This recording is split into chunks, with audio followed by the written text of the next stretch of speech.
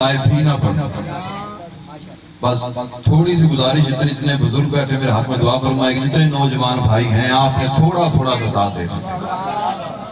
ملک شام کا ایک شکاری تھا جس کے گھر کا نظام شکار پہ چلتا تھا. ایک روز شکار کرنے کے لیے گیا، اسے ہرنی کا بچہ نظر آیا. اب تیر مارنے کا ارادہ کیا. کہتا ہے اگر تو اسے میں تیر مار دوں گا تو اسے ذبح کروں گا، ذبح کر کے ممکن ہے میرے گھر میں صرف 2 دن کھانا بن سکے. اگر یہی ہرنی کا بچہ لے کے وقت کا بادشاہ اللہ کی لعنت ہو یزید پر، یزید کے پاس لے جاتا ہو تو ممکن ہے وقت کا بادشاہ کوئی بہترین تحفہ مجھے دے، ہدیہ دے، جس سے میرے گھر کی غربت دور ہو جائے. میں نے پہلے کا کوئی توحیدی گفتگو نہیں، میں نے کوئی آیت نہیں پڑھی، میں ڈائریکٹ مضمون کی جانب آپ نے توجہ میری جانب رکھنی ہے. ہرنی کا بچہ تھاما، لے کے چلا، ہرنی پیچھے. اب جیسے شام کا جو زندان تھا جہاں پہ آل محمد کو قیدی بنایا گیا، وہاں سے گزرا. ہرنی نے اپنی زبان میں پتہ نہیں کیا کہا. بہت شکریہ، اللہ آپ کو سلامت رکھے. جو ہاتھ بلند ہو گئے کسی کے محتاج نہ ہو. امام سجاد فرماتے ہیں اے بندہ خدا کہاں کا ارادہ؟ اب جانتا نہیں تھک ہیں کون. دیکھتا کہ ہاتھوں میں ہتھ کڑیاں، پیروں میں بیڑیاں، بیڑیوں میں جکڑے ہوئے. کہتا ہے حاکم شام کے پاس لے کے جا رہا. اس نے کہا کون؟ حاکم شام کا بادشاہ ہے یزید وقت کا، اس کے پاس لے کے جا رہا ہوں ہرنی کا بچہ تاکہ مجھے کوئی ہدیہ دے. امام فرماتے تیرے نزدیک وہ بادشاہ ہوگا وقت کا، لیکن جس کے سامنے تو کھڑا ہے وہ کائنات کا بادشاہ ہے. کیا کہنے بھی جو ہاتھ بلند ہوتے کسی کے محتاج نہ. بہت شکریہ. مل کے غدری نعرہ بہت شکریہ. اللہ آپ کو سلامت رکھے. آپ کے کیا کہنے ہیں جو ہاتھ بلند ہو گئے؟ اللہ کو سلامت رکھے یار. بہت شکریہ. تو میں تیرے نزدیک وقت کا بادشاہ ہوگا، لیکن جس کے سامنے کھڑا ہے کائنات کا بادشاہ ہے. کہتے ہیں ہاتھوں میں ہتھ کڑیاں، پیروں میں بیڑیاں. امام فرماتے ہیں یہ جو ہرنی پیچھے آ رہی ہے اسی کا بچہ ہے. اگر تو اسے میری خاطر چھوڑ دے تو ممکن اللہ تجھے بہت عطا کرے. اب جیسے کہنا بہت عطا کرے. کہتا میرے دل میں خیال آیا، اس کی باتوں میں، اس کے لہجے میں اتنا اثر تھا کہ میں نے اس کی خاطر ہرنی کا بچہ چھوڑا. اب واپس بڑھنے لگا. امام فرماتے جا کیوں رہا تھا؟ کہتا اس لیے جا رہا تھا تاکہ یزید مجھے کچھ ہدیہ دے، کچھ انعام دے. اس کے لیے میں نے یہ ہدیہ لیا تھا، شکار کر کے لایا. امام فرماتے تیرے قدموں میں کیا ہے؟ کہتا ریت اور مٹی. امام فرماتے جتنی اٹھا سکتا ہے اٹھا لے. بہت شکریہ. اللہ کو سلامت رکھے. یہ جو ہاتھ بلند ہو گئے کسی کے محتاج نہ ہو. امام فرماتے جتنی اٹھا سکتا ہے اٹھا لے. وہ جتنی ریت خاک اٹھا سکتا تھا اٹھا کے دامن میں ڈال. امام فرماتے تیرے دامن میں کیا ہے؟ ریت اور مٹی. امام فرماتے غور سے دیکھ. اب شکاری کہتا جو ریت اور مٹی تھی دیکھتے ہی دیکھتے ہیرے اور موتی بن گئے. بہت شکریہ. اللہ کو سلامت رکھے. مل کے غدری نعرہ حیدری. کیا کہنے بھی آپ کے اللہ کو سلامت رکھے. بہت شکریہ. نہایت قابل احترام عزت مآب والی جناب محترم سید رجل حسن بخاری صاحب تشریف لے آئے ہیں. معذرت نگاہ نہیں پڑی، بس فضائل پڑھوں گا، منبر آپ کے حوالے.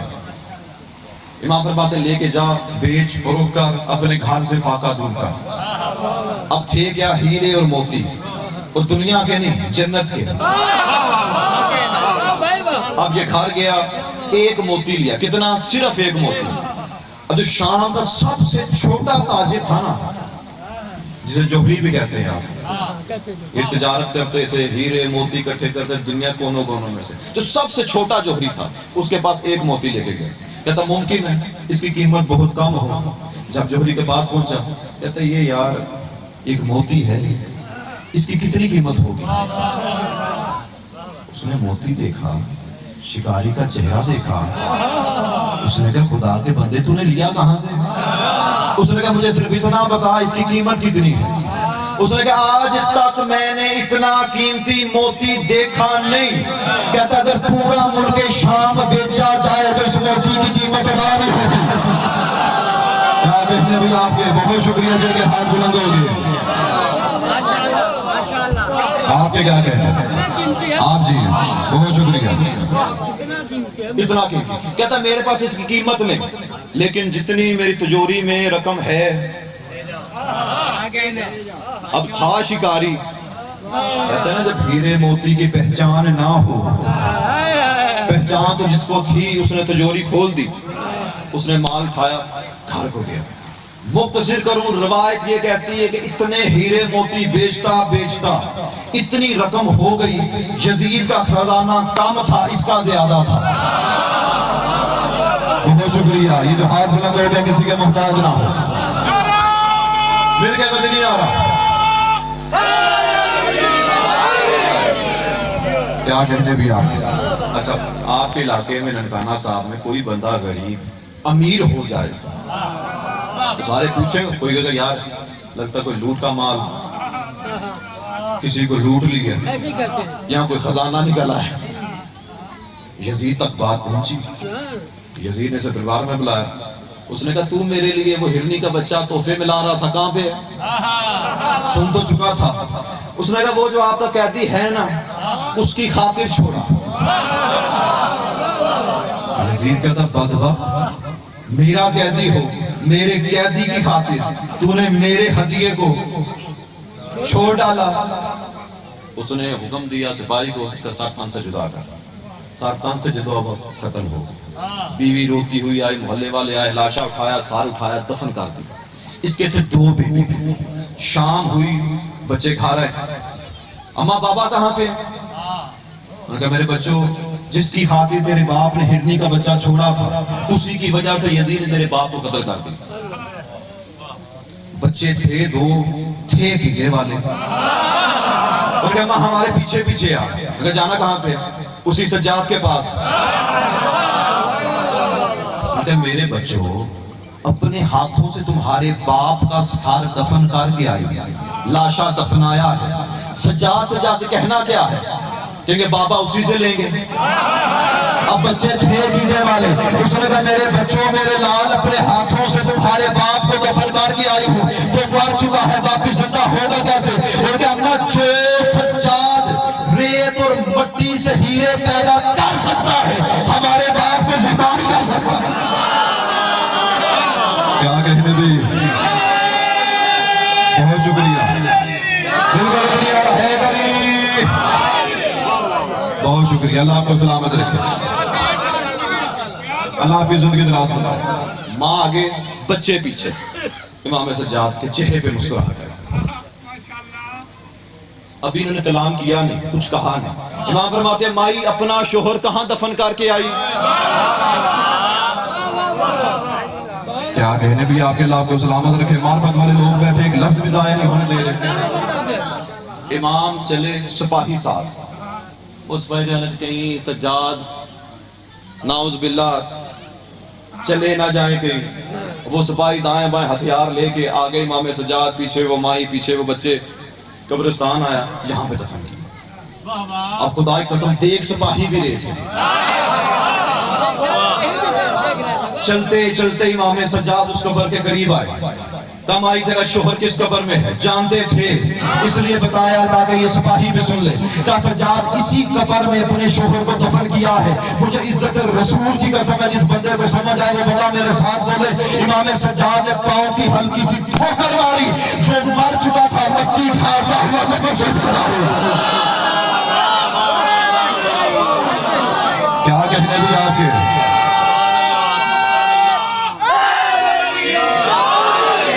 بہت شکریہ. اللہ آپ کو سلامت رکھے. جو ہاتھ بلند ہو گئے کسی کے محتاج نہ. جی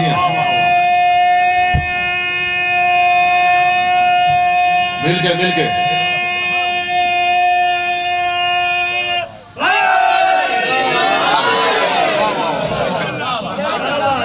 آپ کے کیا کہنا. اللہ آپ کو سلامت رکھے. زندگیاں دراز ہوں آپ کی. اچھا میں نا ہر مجلس میں روایت پڑھتا ہوں کیونکہ چند چہرے ایسے نظر آتے ہیں. آپ تو ہمیں داد دے رہے ہیں نا. ہم ممبر پہ ہوتے ہیں ہر چہرہ نظر آتا، جب ہم چہرے دیکھتے ہیں اترے ہوئے مرجھائے ہوئے پھر دکھ بھی ہوتا، تکلیف ہوتی ہے. یار علی کے اولاد کا ذکر ہو تو چہرے پریشان ہوں. آپ کے کیا کہہ رہے ہیں، اللہ آپ کو سلامت رکھے. بہت شکریہ. روایت پڑھتا ہوں تاکہ جو شامل نہیں ہوئے وہ بھی شامل ہو جائیں. یاد رکھیے گا جب اللہ کے رسول ہجرت کر کے آئے نا مکہ سے مدینہ تو مسلمانوں کے پہلے خلیفہ حضرت ابو بکر وہ چلتے ہوئے مسجد نبوی میں آئے. اللہ کے رسول فرماتے ہیں بکر تیرے چہرے پہ پریشانی کیسی تھی؟ یا رسول اللہ دیکھیں جب ہم مکہ سے مدینہ آئے تھے تو اتنا رش تھا صرف مسجد کی حد تک رش ہوا کرتا تھا، اب گلیاں بھر جاتی ہیں. فرمایا ابو بکر یہ تو اللہ کی کریمی ہے، رحمت ہے، مسلمانوں میں اضافہ ہو رہا ہے، تو پریشان کیوں ہے؟ یا رسول اللہ پریشان اس بات سے پتہ نہیں چلتا مومن کون ہے منافق کون ہے. رحمت العالمین فرماتے ہیں ابو بکر تو پریشان نہ ہوا کر، جب تجھے پتہ نہ چلے مومن کون ہے منافق کون ہے، حلالی کون ہے حرامی کون ہے، تو علی کا ذکر شروع کر دیا کر. چہرے کھل جائے مومن ہے، چہرے کدھر جائے منافق ہے. ہر بندے کا ہاتھ بلند ہو حیدری. کیا کہنے بھی آپ کے بہت شکریہ. اللہ آپ کو سلامت رکھے. داد نہ دے چہروں پہ مسکراہٹ رکھیے. آج جو بندے پریشان ہوتے ہیں پریشانی ہونی نہیں چاہیے. اللہ آپ کو سلامت رکھے. جی ہاں مدرسہ حسین میں بھی بیٹھ کر پریشان ہے تو ان کا اللہ آپ کی زندگی دراز فرمائے. اچھا یہ تو تھا شام کا زندہ. امام سجاد علیہ السلام جب واپس مدینہ آئے تھے نا تو عبد الملک جو تھا حاکم اس نے خط لکھا حاکم مدینہ کو. اس نے کہا سجاد جو تبلیغات کر رہے لہٰذا ہماری حکومت خطرے میں دوبارہ قیدی بنا کے شام بھیج. اب پورے مدینہ میں اعلان ہوا امام سجاد علیہ السلام کو سپاہی گرفتار کرنے کے لیے. پھر وہی منظر ہاتھوں میں ہتھ کڑیاں پیروں میں بیڑیاں پورا بدن زنجیروں میں. ایک زہری نامی مومن تھا کہتا میں سپاہیوں قریب آیا. ایک سپاہی میرا جاننے والا تھا. میں کہا یار مجھے اپنے مولا کی زیارت کرنے دو. کہتا چلا جائے. خیمے کے اندر گیا. کہتا میری آنکھوں میں آنسو آگئے. فضائل مصائب نے کہتا مولا پہلے بھی قیدی ہو کے گئے اب پھر قیدی ہو گئے ہیں. امام فرماتے زہری تجھے کس نے کہا کہ ہم اب قیدی ہیں؟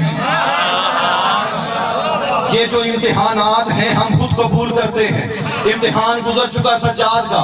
اب جب تک میں خود نہ چاہوں ان کی جرأت کیا مجھے زنجیریں ڈال سکے. کیا کہنے بھی آپ کے اللہ کو سلامت رکھے. بہت شکریہ. اتنی مشکل بات ہے تو آپ بول رہے ہیں یار اللہ کو سلامت رکھے. جلدی کیجئے. زہری کہتا ہے میں دل میں تصور کرتا ہوں ہاتھوں میں ہتھکڑیاں پیروں میں بیڑیاں پورا بدن زنجیروں میں جکڑا ہوا اور امام کیسی گفتگو کر رہے ہیں. امام فرماتے زہری دل میں کیا بولتا ہے زبان سے کلام کر. زہری کہتا ہے مولا پورا بدن زنجیروں میں جکڑا ہوا ہے آپ کا. دائیں بائیں سپاہی کھڑے ننگی تلواریں لے کے. آپ کہہ رہے ہیں میں قیدی نہیں ہوں. امام کہتے ہیں جیسے ہی کہا ہے آپ کہتے ہیں قیدی نہیں ہوں. زہری کہتا ہے میں دیکھتا کہ ہم امام نے ہلکا سا کا اشارہ کیا. بدن پہ جتنی زنجیریں تھی وہ اس طرح گری جیسے سوکھے درخت سے پتے گرتے ہیں. کیا کہنے بھی آپ کے بہت شکریہ. جن کے ہاتھ بلند ہوتے ہیں دونوں سب آپ سلامت رہیے.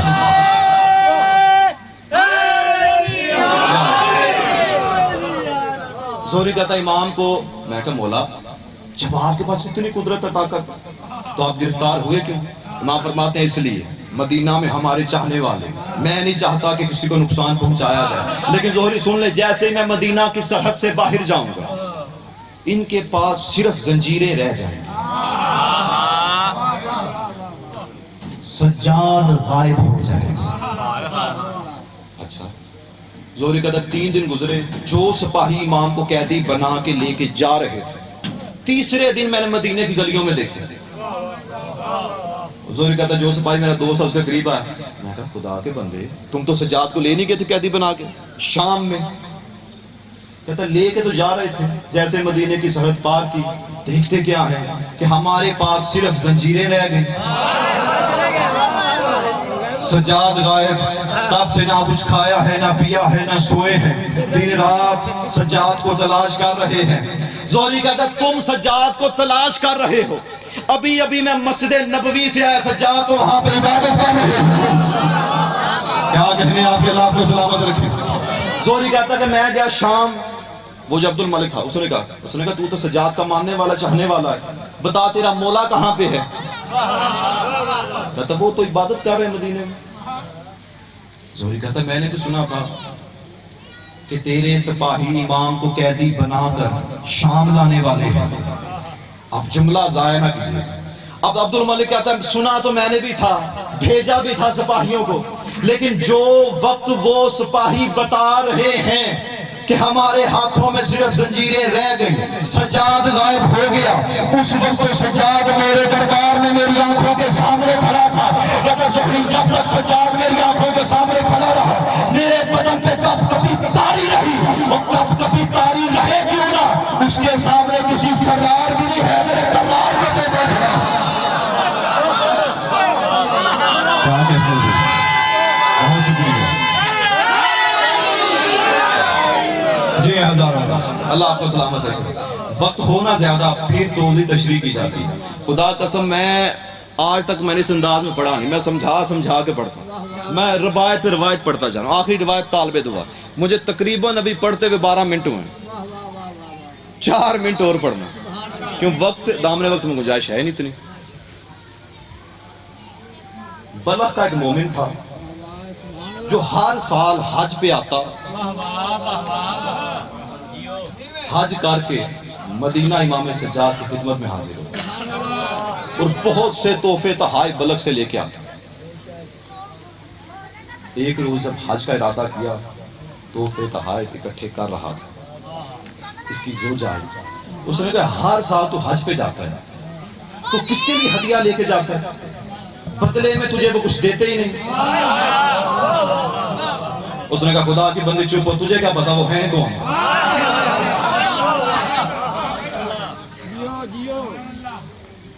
یہ گیا حج پہ، حج کر کے مدینہ پہنچا۔ میں بہت مختصر کر رہا ہوں، سارا قصہ چھوڑ رہا ہوں۔ دسترخوان سجا تھا مدینے میں، اس نے کھانا کھایا، کھانا کھانے کے بعد چلتا ہوا مولا میں آپ کے ہاتھ دھلا دوں؟ امام فرماتے ہیں تو ہمارا مہمان ہے، تیرے ہاتھ ہم دھلائیں گے۔ کہتا ہے مولا آپ اور میرے ہاتھوں پہ پانی ڈالیں گے؟ امام فرماتے ہیں اسی کو تو مہمان نوازی کہتے ہیں۔ کہتا مولا میں اس سے مہمان بن کے نہیں آیا، میں تو آپ کی زیارت کرنے کے لیے آیا ہوں۔ پانی کا تشت آیا، تشت رکھا گیا، پانی کا جام اٹھایا، اٹھا کے برتن اٹھا کے ہاتھوں پہ، امام فرماتے ہیں میرے ہاتھوں پہ پانی ڈال۔ اس نے پانی ڈالا۔ اب بلخ کا مومن کہتا ہے جیسے پانی ہاتھوں پہ مس ہوا، انگلیوں سے پانی کی بجائے ہیرے گرنے لگے۔ بہت شکریہ، اللہ آپ کو سلامت رکھے۔ امام فرماتے ہیں کہ تشت میں کیا ہے؟ کہتا مولا پانی اور ہیرے۔ امام فرماتے پانی پھر ڈال۔ اس نے پھر پانی ڈالا۔ امام فرماتے اب تشت میں کیا ہے؟ کہتا مولا ہیرے اور پانی۔ امام فرماتے پانی تو نہیں ہے۔ کہتا جو پانی تھے وہ یاقوت بن گئے۔ بہت شکریہ، اللہ آپ کو سلامت رکھے۔ امام فرماتے پانی پھر ڈال۔ اس نے پھر پانی ڈالا۔ امام فرماتے اب کیا ہے؟ کہتا مولا ہیرے اور یاقوت۔ امام فرماتے ہیں پانی تو نہیں ہے، غور سے دیکھ۔ کہتا دیکھتا کیا ہوں، سبز رنگ کے زمرد ہو گئے۔ امام فرماتے سے اٹھا بلخ لے جا۔ مولا اتنے قیمتی ہیرے یاقوت سبز رنگ کے زمرد کس کے لیے؟ امام فرماتے ہیں اسی کے لیے جو تیری زوجہ ہے، جو کہتی ہے کہ بدلے میں کوئی ہدیہ دیتے نہیں، یہ اس کے لیے۔ کہتا مولا میں نے کہا نہیں، میں نے آپ سے کچھ بیان نہیں کیا، تو آپ کو کیسے پتا چلا کہ میری زوجہ نے یہ مجھ سے کہا ہے؟ امام فرماتے ہیں کیا تیرا عقیدہ یہ ہے نہیں کہ ہم کائنات پہ حجت ہیں؟ کہتا مولا عقیدہ ہے۔ امام فرماتے پھر جان لے جو حجت ہوتی ہے وہ کائنات کے ذرے ذرے کا علم رکھتی ہے۔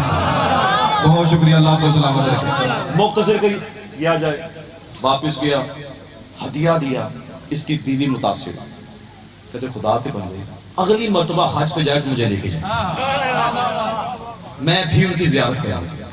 موسم حج آیا، حج کیا، حج کر کے مدینہ، تو مدینہ اور مکہ کے درمیان سینٹر میں اس کی بیوی بیمار ہوئی، بڑے حکیموں سے علاج کروایا، علاج نہیں ہوا، مر گئی۔ اس نے سامان رکھا، بھاگتا ہوا امام سجاد کے پاس آیا، کہتا مولا ابھی صرف اتنا کہا، مولا امام فرماتے ہیں واپس پلٹ جا، جو تیری زوجہ مر چکی تھی سجاد نے زندہ کر دی۔ کیا کہتے بھی آپ کے جو ہاتھ بلند ہو گئے، اللہ کو سلامت رکھے، بہت شکریہ۔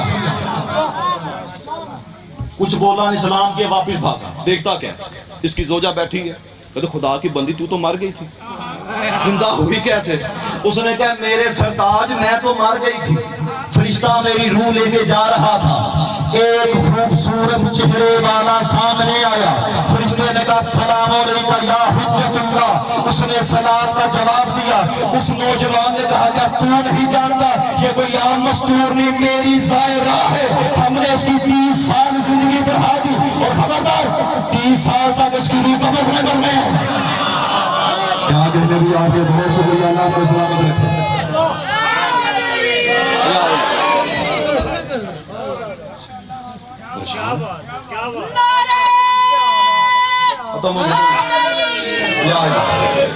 کہتا ہے وہ دکھتے کیسے تھے؟